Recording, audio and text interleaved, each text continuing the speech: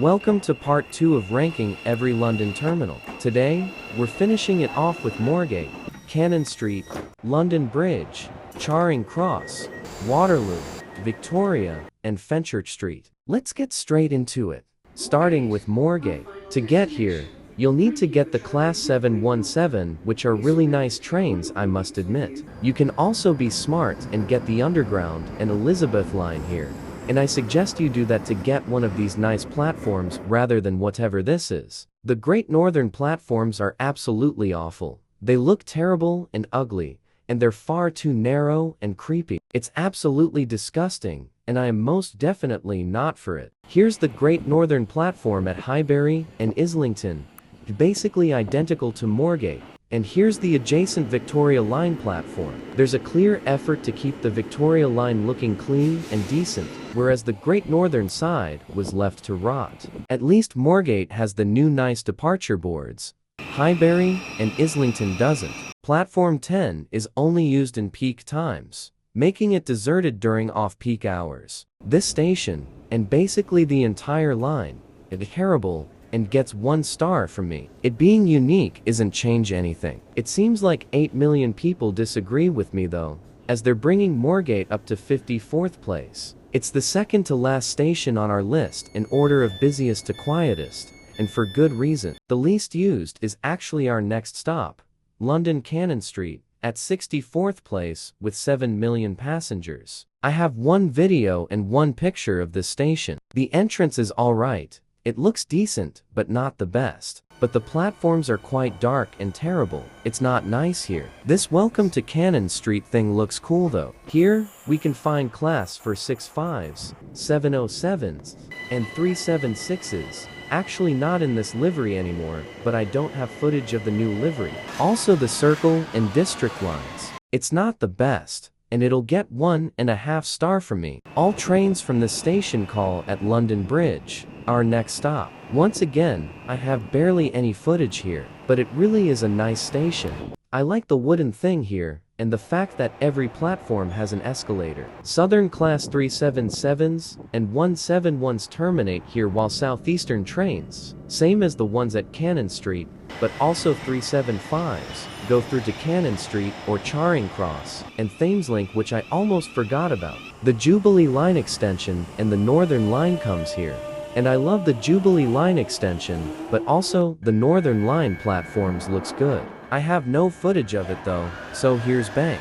Stepford East is a nice station, and 54 million people agree with me.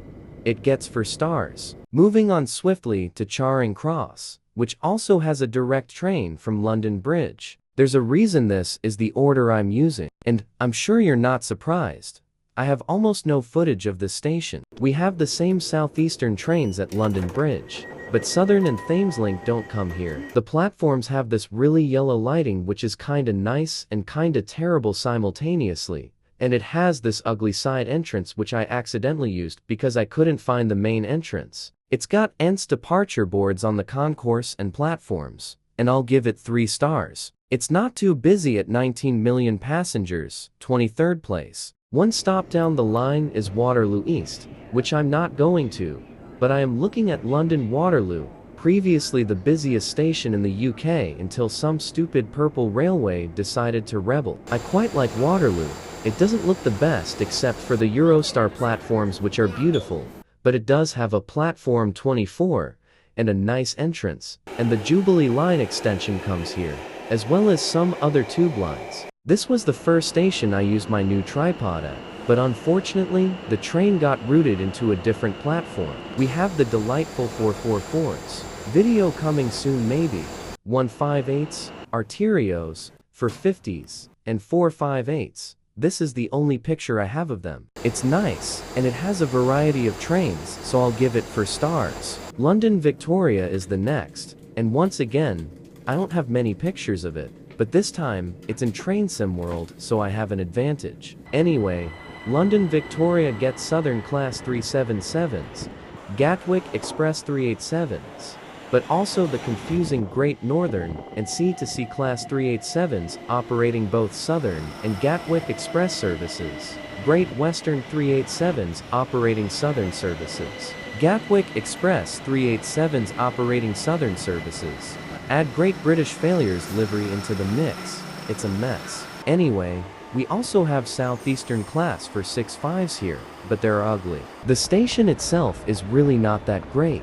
There's a part that looks a bit nice and a part that looks ugly like Liverpool Street, but I don't think it looks that great. It's got connections to the Circle and District lines, and the Victoria line, obviously. It's 6th place on the leaderboard at 53 million passengers though, so it's clearly used a lot. Having said that, 5 million of those journeys are to or from Gatwick Airport, so it makes sense. And finally, Fenchurch Street. I absolutely hate it. There's no connections to Lonely Underground. You have to walk on street level to get to the Underground or Docklands Light Railway. Tower Gateway has a nice little merch shop, but it's not Fenchurch Street, so I can't count it. Fenchurch Street has 4 platforms, all used by C2C Class 357s, which are alright but not excellent, and 720s. Maybe I should make a video on the Class 357s. I attempted to recreate the station in Roblox again back when I was terrible at building, but gave up on this one quickly in favor of Street Pancras, but I'll use the Roblox model since I don't have real footage. The main entrance is alright. It looks similar to Charing Cross, and from here there's escalators, stairs, and lifts to the platforms. While it looks old and outdated, it's not too bad. Coming through the Gat line, it's easy to get to all 4 of the platforms. However, this is not the entrance you need if you want Tower Hill, Tower Gateway, the Tower of London, Tower Bridge, or Tower Pier. The side entrance is absolutely awful and needs at least 3 times capacity because it's just so busy. Issue is it's basically impossible to add more capacity without widening the platforms. Fenchurch Street is awful, and it gets 1 star from me. It deserves the hate. And that's it. I know the ending was really negative, but oh well. What's your favorite London terminal? Let me know in the comments. Thanks for watching.